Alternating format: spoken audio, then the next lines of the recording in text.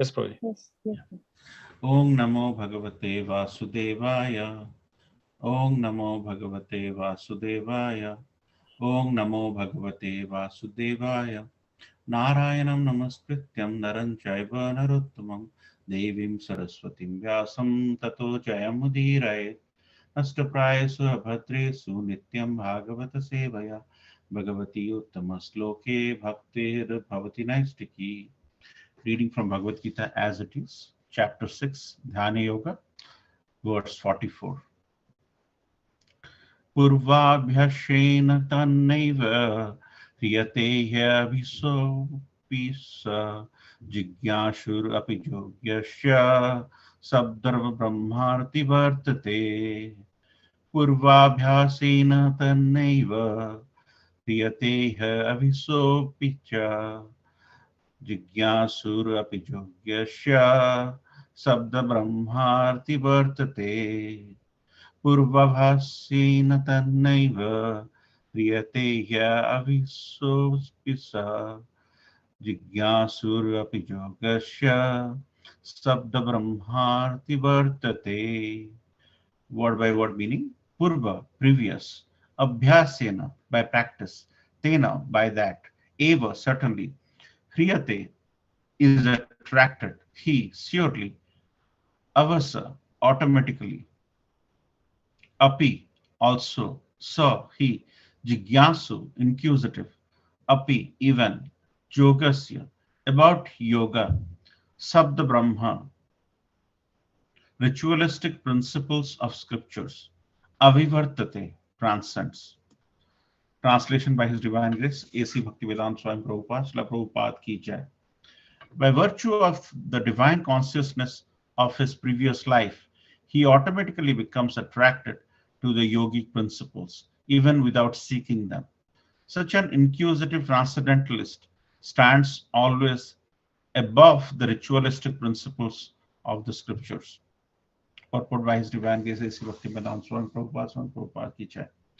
Advanced yogis are not very much attracted to the rituals of the scriptures, but they automatically become attracted to the yoga principles, which can elevate them to complete Krishna consciousness, the highest yoga perfection. In the Srimad Bhagavatam 3.33.7, such disregard of Vedic rituals by the advanced transcendentalists is explained as follows. Aho bata swapa chotagaryan yajivhare vartate namatubhyam tepas tapas tejubhyu sansur arya brahmanachur ramagranthatiyete.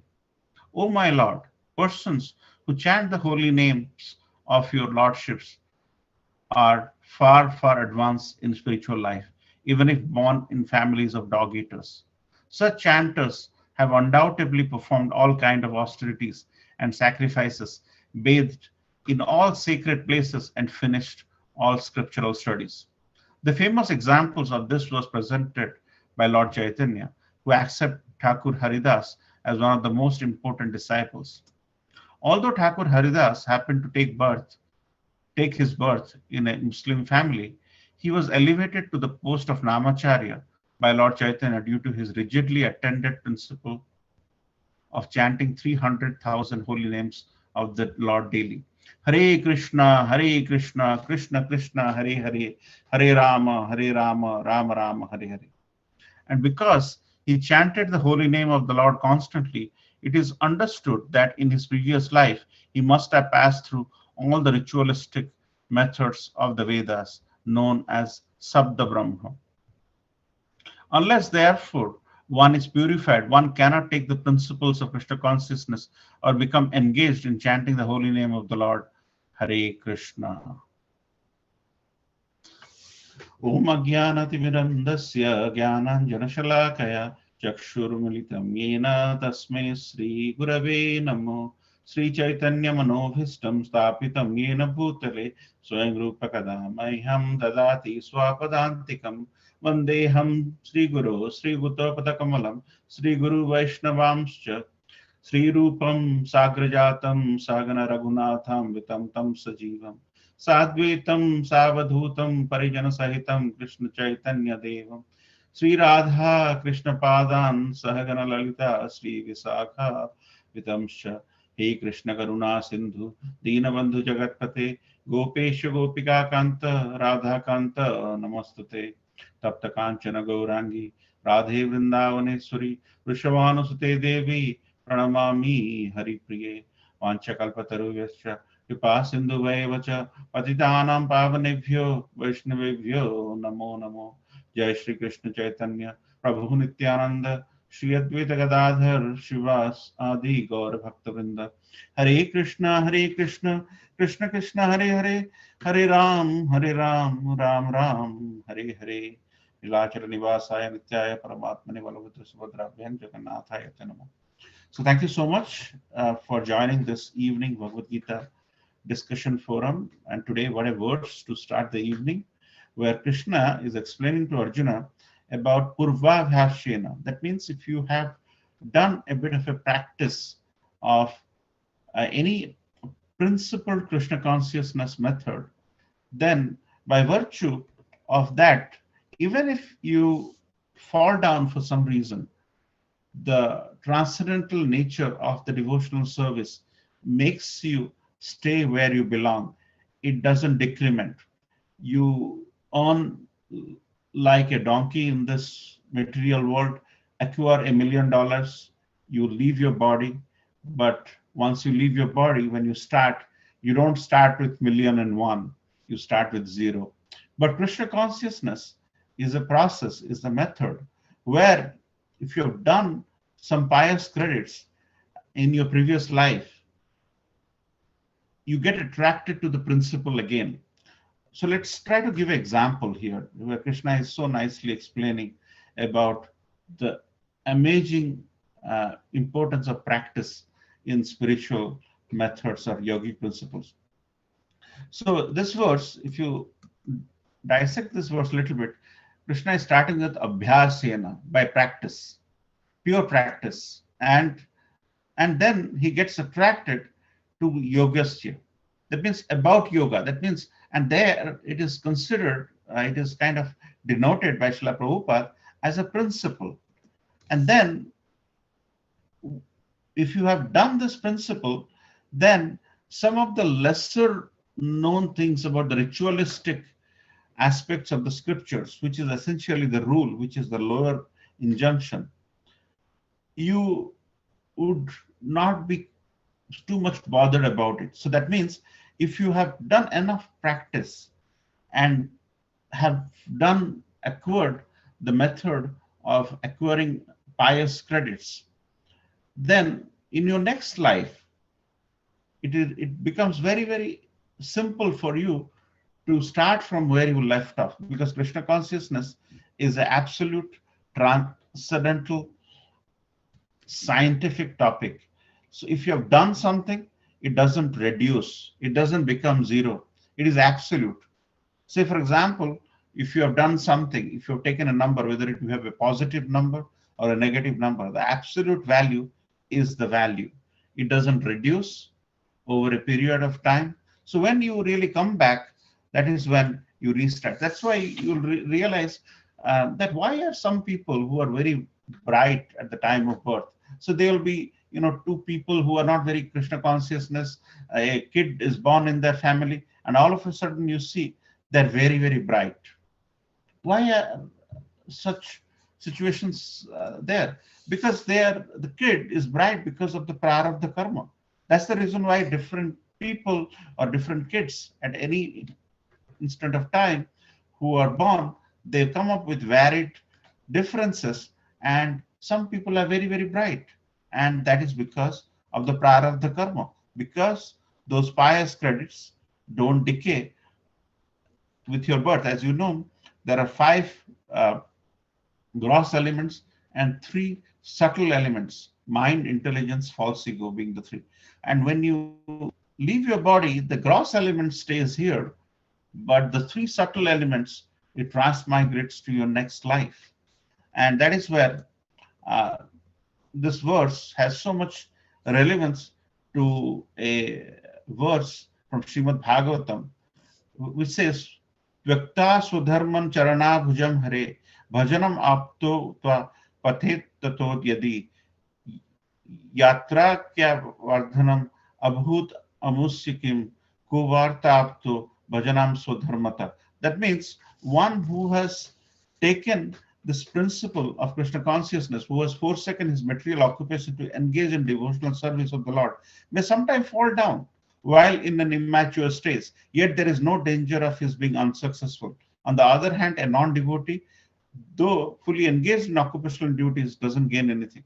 So that means there are many instances you'll see that if a person, by virtue of doing certain devotional service, has done, and then he has a taste for this name, and then for some reason he leaves the Krishna consciousness path, he gets totally engulfed in Maya.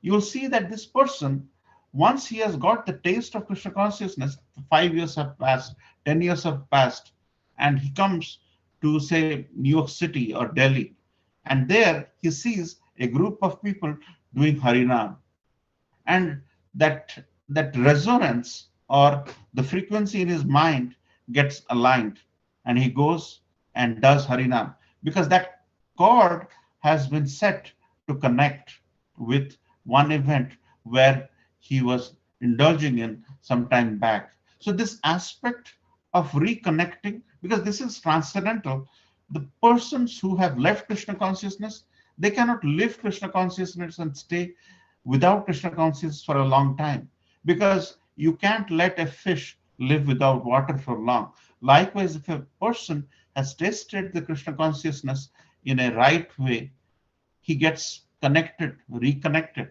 And even if it falls down, the next life he takes, he gets the benefit of restarting from where he left off. Because these are not something to do with your money or something to do with your relationship, which is going to prevail, but this aspect of devotional service, of taking to Krishna consciousness, which is going to prevail because of the practice.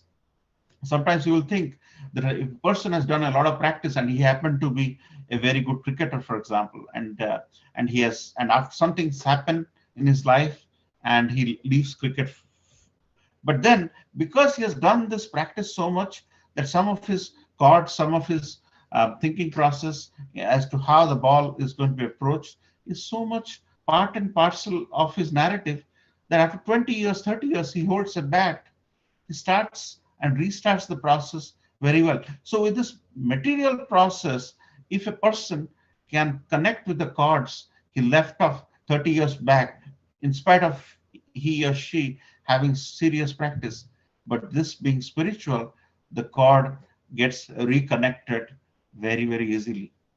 And you have heard about the examples of Bharat Maharaj in the recent discussions as to how the piety is certain thing, the pious credits are certain things, it stays with you for days together, and it basically transcends beyond your life. That's why it is transcendental. And that's why Krishna is confirming to Arjuna that take to Krishna consciousness, even if you fall down, because Arjuna has this idea that he may fall down. That. So Arjuna is asking all kinds of questions, both material, spiritual, everything actually. That's the reason why Bhagavad Gita is actually a FAQ of our life. And once we take to the FAQ of life, you'll get all the questions answered. So Arjuna is very confused, like all of us. Oh, what if I fall down? Okay, I'm doing this amazing work. I'm building a temple or I'm doing something. What if I don't succeed? These are common things which happens in our life whenever we step on outside. What if I meet with an accident? If you think that you'll meet with an accident, you will stop driving. Likewise, he's asking all kind of very detailed question to Krishna, and Krishna very patiently is explaining about this principle of yogic method as to once you're connected, it doesn't stop there. It doesn't reduce. It basically stays, and that is where the principle. So whenever we talk about a thing, there is an underlying principle, and then there is an application of the principle. So you can think of the principle as a rule, and the application of the principle as a ritual. So, so that's why Prabhupada so nicely explains here that in his translation, by the divine consciousness of his previous life, he automatically becomes attracted to the principles, yogic principles, even without seeking them. Such an inquisitive transcendentalist stands always above the rituals. So the rituals are the applications of the principle, but he may or may not, a person who is a transcendentalist, who have understood who he is, who is the supreme, what is the relationship between the supreme, and have grown a sense of loving relationship to the supreme, will stick with the principle, not with the application of the principle, which is the ritual. So he always stands above the ritualistic principle of the scriptures, and he always stays with the yogic principles. And that is a very significant thing, where Srila Prabhupada is giving the example of Haridas Thakur in this purport, that Haridas Thakur, even if he was ritualistically in a very disadvantaged situation, having come from a Mahabhadan family, but the higher yogic principle of the Harer Nama, Harer Nama, Harer Nama Kevalam, Kalo Nasteva, Nasteva, Nasteva Gatyanyatha was higher. That's the reason why he was chanting. And because of that, Srila Chaitanya Mahaprabhu gave Namacharya, uh, Prince Namacharya designation to Haridas Thakur, because it's not the ritualistic application which is important, but it's the higher yogic principle. So when you look at this verse, there are three things which stands out very significantly: the importance of practice, the aspect of a principle in spiritualism. Whenever we talk about, somebody says, some of our superiors or leaders say, always, do this. But when something happens and we want to take his views, we have to take his views with the principle in mind and not apply the principle as it is. A common example is, if there is a doctor and there is a nurse, doctor says to nurse, whenever the temperature goes above 102, give this medication. But the doctor didn't tell, what if the temperature goes beyond 104 or 105. That was not mentioned. But the principle is the ability to give the medication. So that is up to the practitioner or the nurse to understand the concept and apply it properly, not take the words as is. So it's essentially the higher principle is more important. Anywhere, Srila Prabhupada's method of having the higher taste, it is the principle. It's the principle. Always, it is the principle. The application may be different in different geographies, in different things, but the higher principle is something that will attract that person, even if he has fallen down in the past, which is so evident in this verse nicely. So a little bit background when we talk about this verse. A lot of people in this world think that we have got this life, one life, so enjoy it to the fullest. So you go to someone who has not fully taken the scripture seriously, they will say, this is the only life we have got, let's enjoy it to the fullest. So, and you'll hear some Hindi references about how this is the only life you got and you have to enjoy it to the fullest. But as you've seen in Krishna consciousness, or Krishna has explained in many places, including this verse, in 7.19, Krishna mentions Bahunam Janmanamante.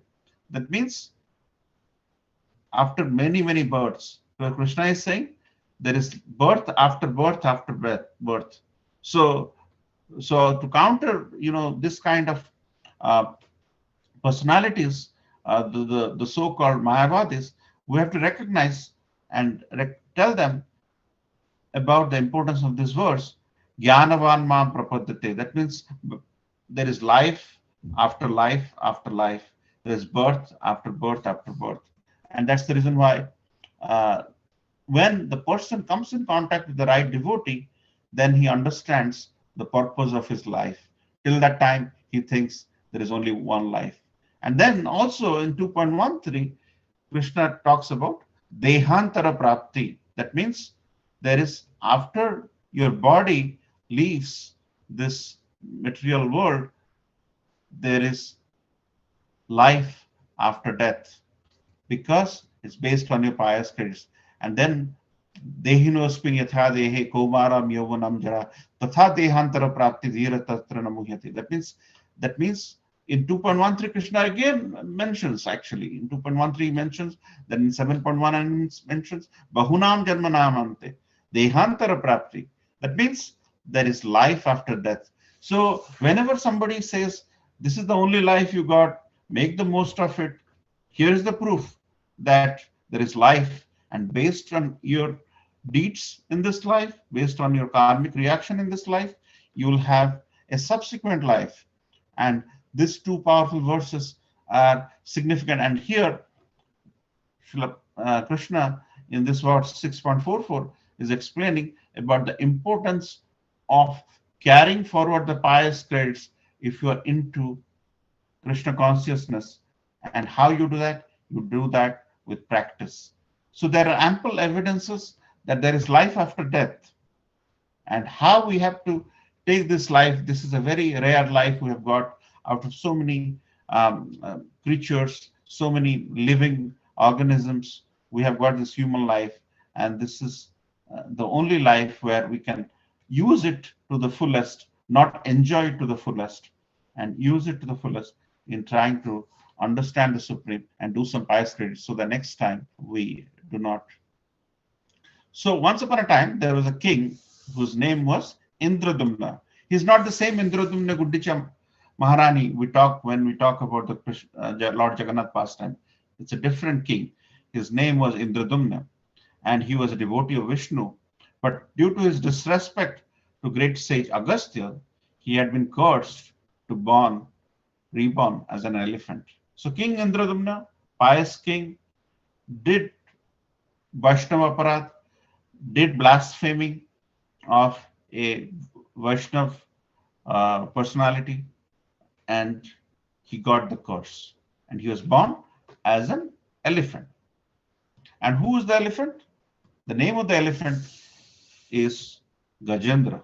You might have heard this, but let's try to take this pastime and try to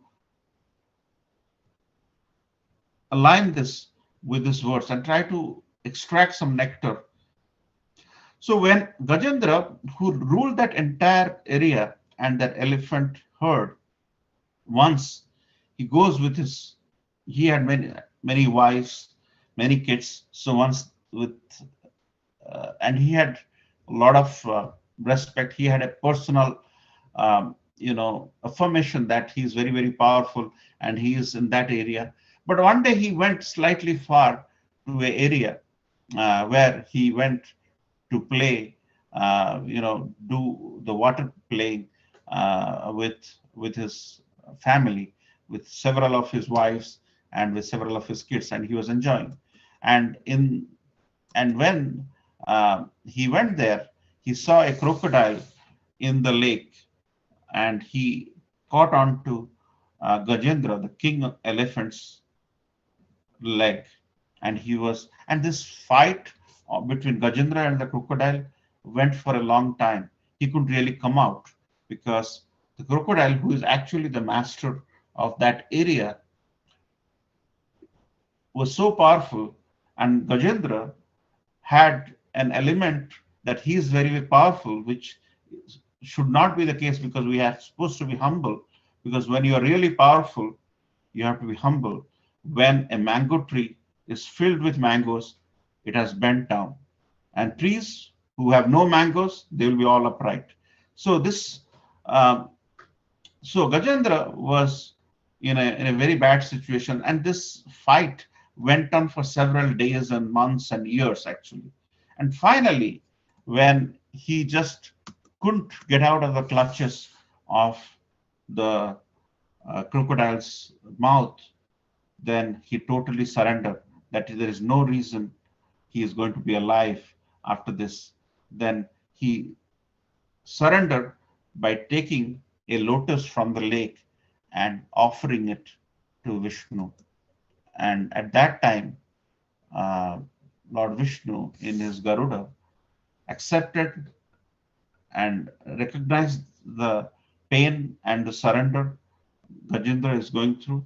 And then he came, and through the Sudarshan Chakra, he uh, got rid of the crocodile and saved Gajendra. So, as you can see, in the past life, he was a pious person because he got delivered, because he was a pious person and he had a lot of pious credits.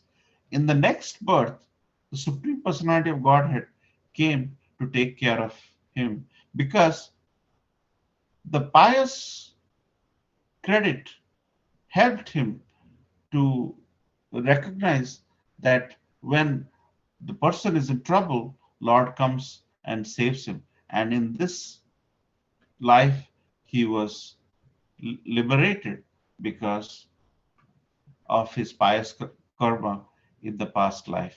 Even if he had fallen down in this life, trying to enjoy with so many of his family members by forgetting Krishna, but still, Krishna recognizes the pious credits of the past and have saved him. So, from this, there are a couple of things which we should recognize: the importance of devotional service in our life. We should never let it go. Whenever we get an opportunity to do devotional service, think that it's don't think that you're doing something for the Supreme Personality of Godhead by doing that Shingar or doing the thing.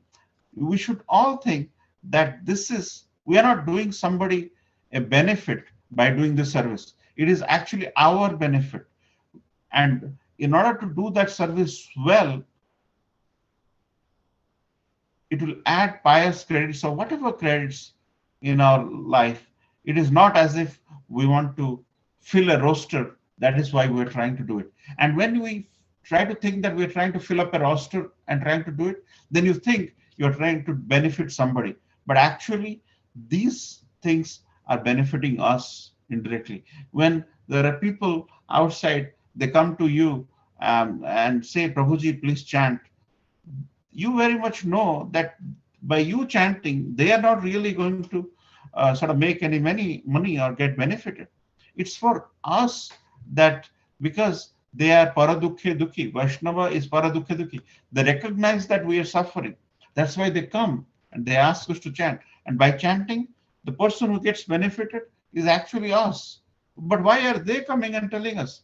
It is precisely because of the understanding they have in Krishna consciousness, and they think this material world is Dukhala Shostakam, as it is mentioned in the scriptures, and that is why they want to come and help us recognize that. And through this process of getting connection with the devotees, we change or we attempt to change, and that really helps us in the long run. So, in this pastime, uh, King Indradunya, being the prior life of Gajendra, and the final surrender Gajendra did by lifting this lotus as an offering with complete surrender, that pleases. Whenever Lord sees his devotees, in this example, the Agastya Muni was humiliated or disrespected by King Indradumna, that was not liked by the Supreme Personality of Godhead. So the third moral of the story, the first moral of the story is to acquire pious credits. Second is always do devotional service in whatever capacity. And the third is never blaspheme or never disrespect a Vaishnava. So because of the pious past, discredit of Agastya Muni, he was born as an elephant and he had to go through the things. But still, the Supreme Personality of Godhead is so much merciful that with the surrender, he still takes the.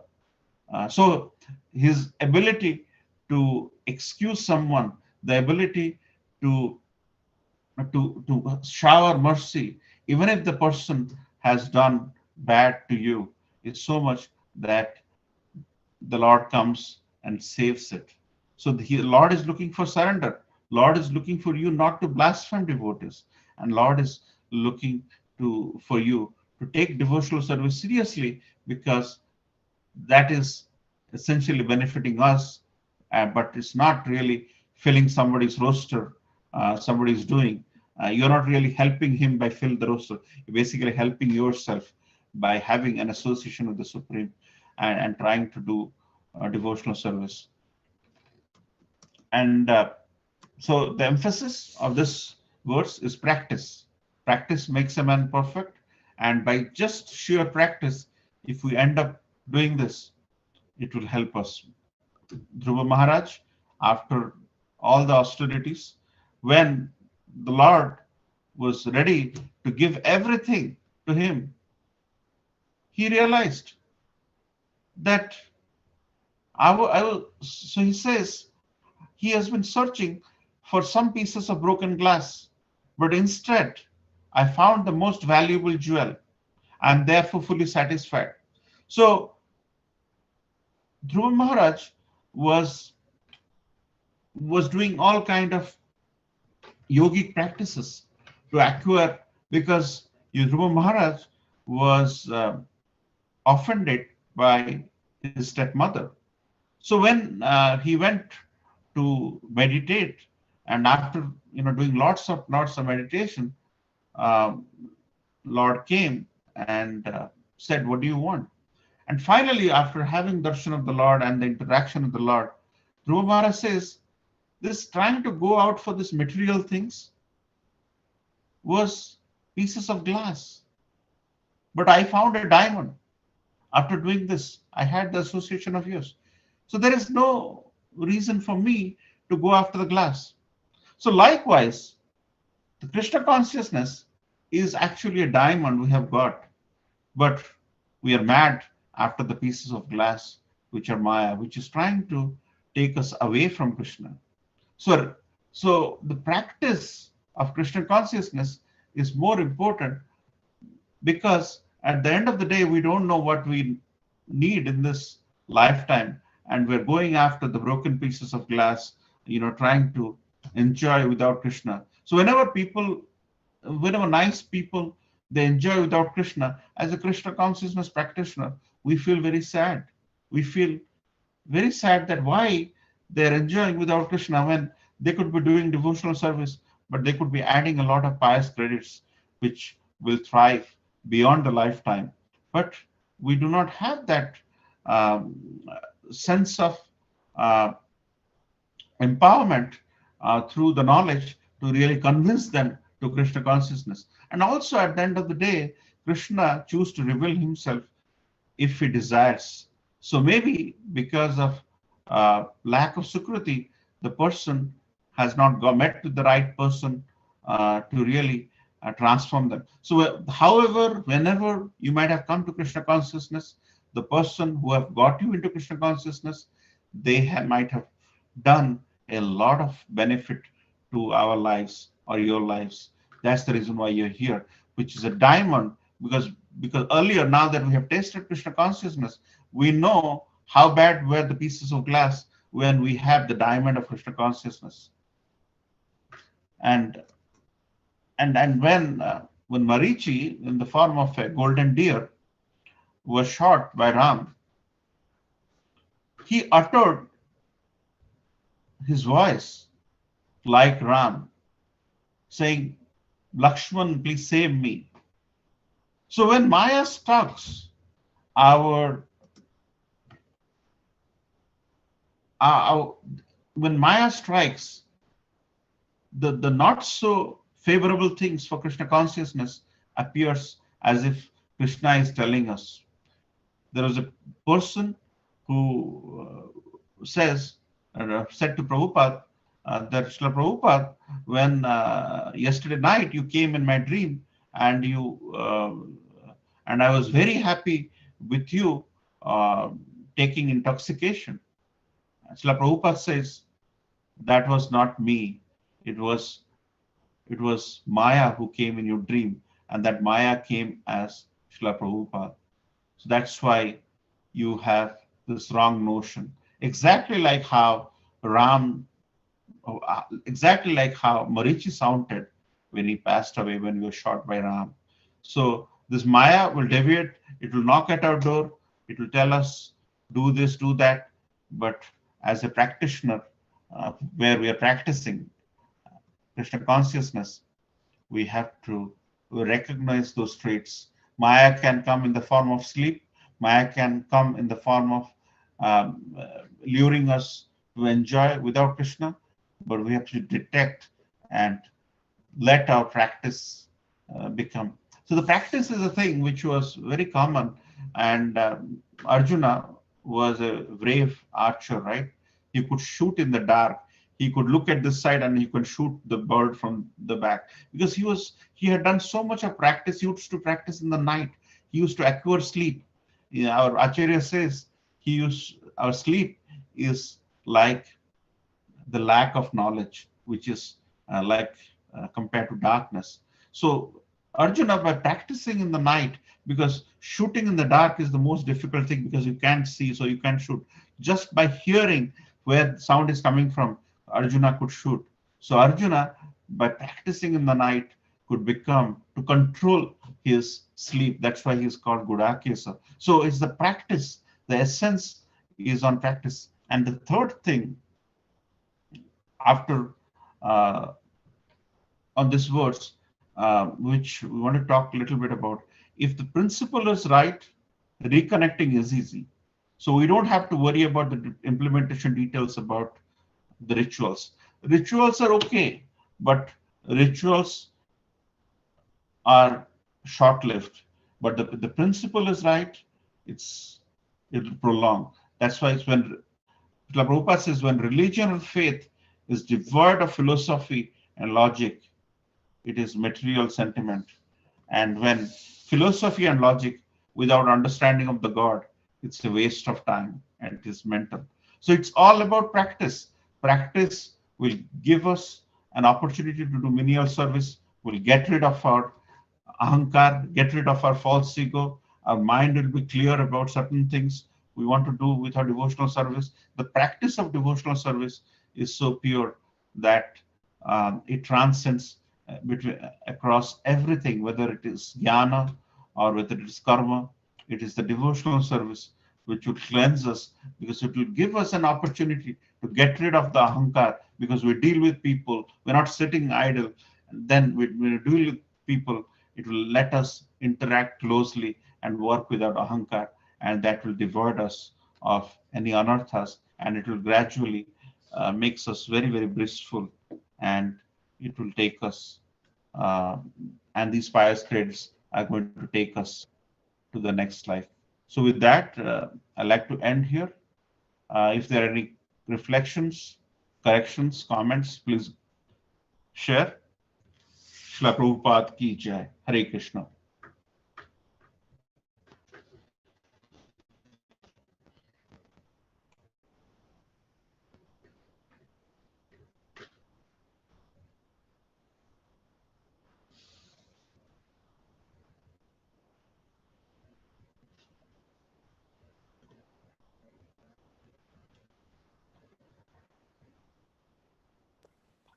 Yeah, thank you so much, Hemajaganath, for the wonderful class. Thank you. To devotees, anybody has any reflections, comments, questions, concerns? Please go ahead. This is the time for the discussion. Please go ahead. Hare Krishna.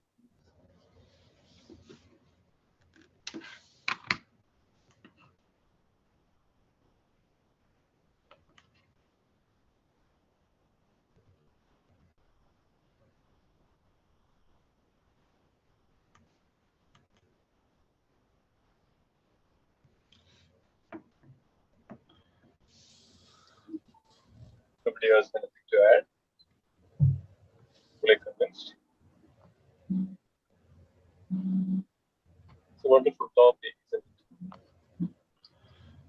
Yes, on as we have such important festivals coming, we'll have ample opportunity to practice what you have accrued in theory over the period of this morning and evening. There's a lot to really share in the upcoming days. So if we have taken to this verse and have understood the principle with just had Balram Jayanti, then we will have Janmashtami and Radhastami, the Krishna Kathamrita festival. There's a lot to really apply ourselves in trying to practice where Krishna says practice. So it's a good opportunity to connect and reconnect, because those are certain things we still remember. A lot of our incidents with Krishna consciousness, what happened 5 years ago during this Janmashtami or this Rath Yatra, and it really gives us that element of freshness. I still remember many devotees from a congregation who are still connected through, okay, this is what we did in 2006, this is what we did in 2008. And these things are so transcendental, it lives with us for a long time. And this is something we did during Rath Yatra when it was raining, and how we kind of covered it, and all this. So many wonderful things on this transcendental nature is retained by us. So the principle is to adhere to this yogic prescription which Krishna is giving in this verse, and just keep practicing, practicing, and that will probably help us. So if there is no question or comment, we can end here. Suji, thank you so much. I really like the point of principles. The principles of the scriptures is mentioned. Tattva. Tattva is a word which is related to this, right? Yeah. Many times we use this Tattvamasi, Tvam, Tat, Tat, Om, Tat, Sat. These all addressing the Supreme. So anything, the principles which we need to adopt or adapt is actually that all activities should dovetail to the Supreme, and that naturally become the principles. Anything without the Lord, anything not without the relationship with the Lord, then that's nothing to do with this. That's all conservative speaking. But anything which is in relationship, that's a principle. Tattva, that's permanent, that's eternal. So it's very important that we always have that principle of tattva. We sometimes say Jiva Tattva. Jiva Tattva means the Jiva is part of that supreme, or Shiva Tattva, or Shakti Tattva. So these principles are basically meant for to relate to the supreme. That's what is yoga, the huge product of the supreme. It's all that's the underlying principles or underlying meaning of message of all this. Always be in relationship, in connection with the supreme personality of God. Thank you, Coach, for when you mentioned about the principles. It's very important. Thank you so much. Okay, so some few announcements. As you all know, the Janmashtami is coming on August 30th. This is Janmashtami. We'll be celebrating in 2 days, Sunday and Monday. Sunday we have a grand program, and also Monday is the Janmashtami festival throughout. And also Tuesday, 31st is the Srila Prabhupada's appearance, 125th anniversary of Srila Prabhupada, our Bhav Mahotsav. So please join, as Proji mentioned, lots of service opportunities to welcome the Lord, to celebrate the Lord's appearances. And we have midnight arati, lots of festivities and celebrations, and still there are lots of volunteers needed in so many areas, cooking and decorations and cleaning up and the halls and temples, and inviting the people in so many areas. So please sign up. It's a wonderful opportunity to purify ourselves and the mercy. So please contact some of us. Thank you so much. There'll be the details will be sent out the WhatsApp group. as well as in the email. And also, anybody who would like to, do the color Abhishek, so please register your name for color Abhishek. This is a once in a year opportunity to pay the Lord on the auspicious day of appearance of Master Abhishek. So, yeah, thank you so much.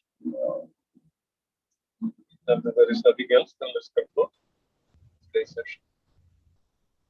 Vancha kalpatarushya upasya Devacha Patidana Pavanebhya Vaishnavebhyo Namo Namaha Vaishnavrundi Jai Andara Srimad Bhagavad Gita Ki Jai Srila Prabhupada Jai Ananda Gaur Vaishnav Jai Gaura Premanandi Hari Hari Jai Hare Krishna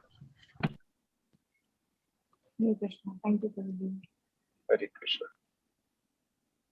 So we don't have that 8 o'clock meeting today.